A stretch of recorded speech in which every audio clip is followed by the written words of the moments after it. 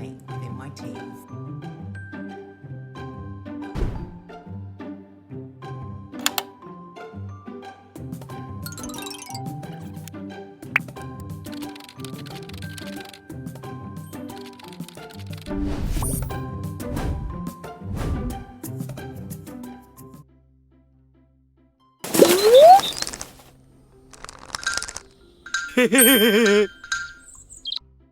So how do I go about monitoring planning within my team? First, you need to decide on a focus. For example, writing, looking at sentence structures. Then you need to decide which subject you'd like to look at. For example, looking at science.